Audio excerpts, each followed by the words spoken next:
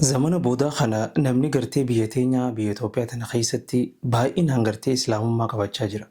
Obboleeyyan keenya ustaazan garii gartee TikTok kana gubbattis gareen shahaadaa dalagaan isin hedduu dalagaa jirtan kun hedduu nullee boonsitanii rabbiin isinirraa haa jaalatu hedduu takka isin dinqisiifanne hedduullee rabbi isin boodaa isinii kadhanne akka nuti isin gammanne caalaa rabbi isinitti haa gammatu jecha mi obboleessa kiyyaa obboleettiti. Odoonii fi arraan tana ati nama islaamummaa keessatti dhalatee guddatu hin tahini. Yoo gartee nama guyyaa keessaa shahaadaa akka isaanii akka ijoollee amma shahaadaa qabatu tanatti yoo haa qabattu taate yoo maatii ta'e hundaan ka wal dhabuun gartee si feesise.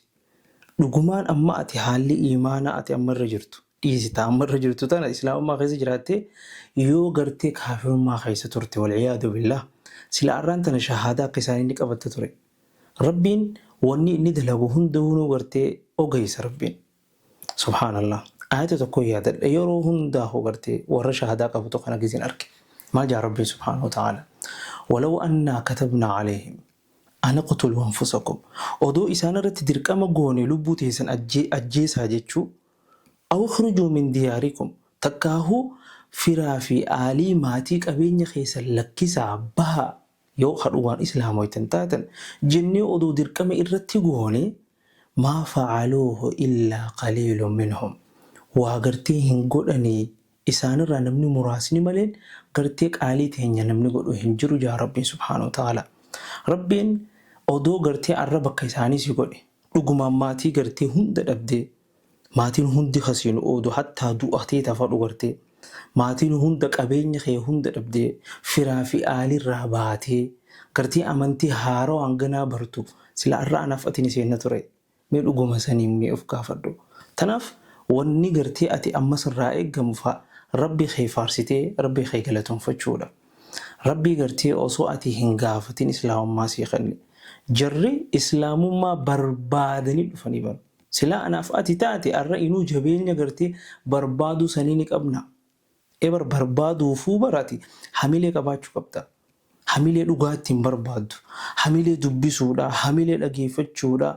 Arraan tana ni'imaa gartee rabbiin sii kenne akkuma baana san gartee dahabni harka namaa jiru cirrachittisa namni cirrachisa hajaanii dhahaa sa'uu dandeessa. Walaakin garuu ni'imaa guddoo keessa jirta.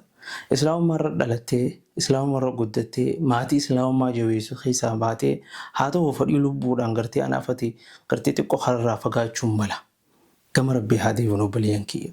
Obboleeyyan keenya haa deebi'e saniifillee gartee fakkeenya haa taanu duba. Isaanis haa jajjabeessinu cinaa haa dhaabbannu jechaa dhaamsa kiyyaa asuma raggoo laba gareen shahaadaa galatoomaa maqaa rabbiitiin.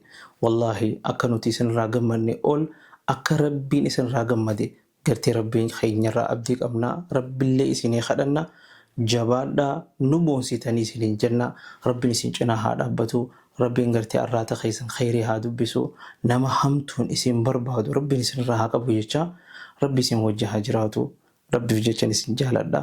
Wassalaamu alaikum wa rahmatullaahi wa barakaatu.